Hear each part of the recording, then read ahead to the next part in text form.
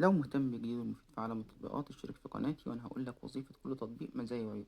طلبات: توصيل طعام وبقالة وأكتر من كده. طلبات محمله 10 مليون مستخدم، تقييماته 4.2 من 10.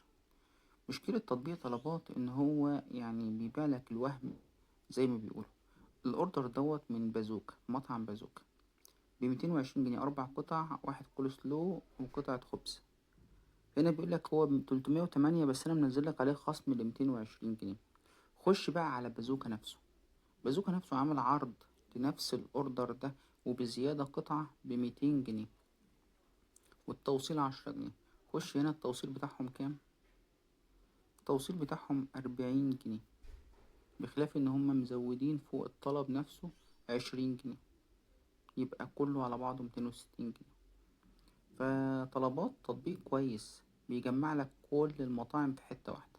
عايز بقى مشويات، عايز بقالة،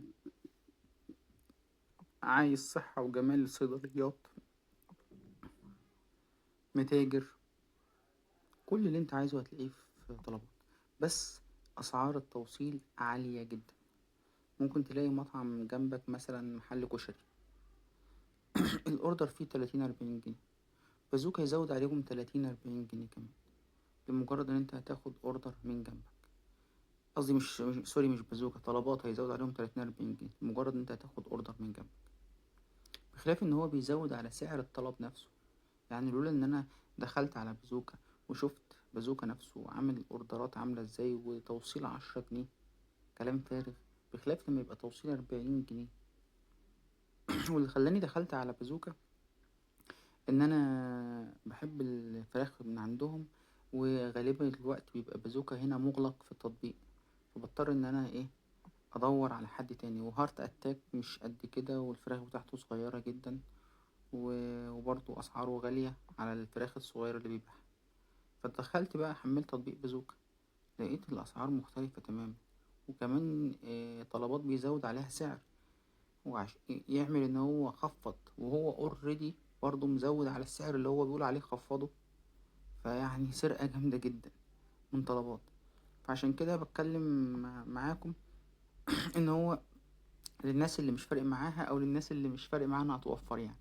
لكن واحد كل يوم اكله من طلبات، لو انت بتاكل من مطعم واحد مثلا زي بازوكا او محل فراخ مشوية او فراخ او كفتة او اي حاجة، فانت لو حملت المحلين او الثلاث محلات دول هتوفر يعني في الشهر فوق 2000 جنيه طلبات توصيل واسعار وزيادة في سعر المنتج نفسه.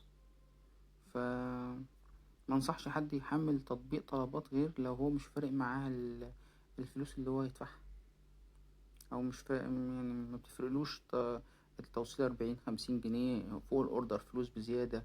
الاوردر ناقص مثلا من زي ما بيبيع بازوكا مثلا 5 قطع ب200 جنيه. يعني اسعار مبالغ فيها جدا. بس لكن خدمتهم خدمة كويسة، والتوصيل بتاعهم كويس وفي ميعاده، والاوردر بيجي سخن، والناس اللي بتوصل برضو كويسة. ولو اشتكيت ان في مشكلة في الاوردر، ممكن ينزل لك بتاع دوت كاش باك او خصم او حاجة ممكن تشتري بيها من نفس الابليكيشن تاني. بخلاف ان هم كمان عندهم خدمة للتوصيل تدفع لها 85 جنيه في الشهر، بتوفر لك يعني بنسبة 60% من مصاريف التوصيل، بس تبقى مبلغ ثابت يعني.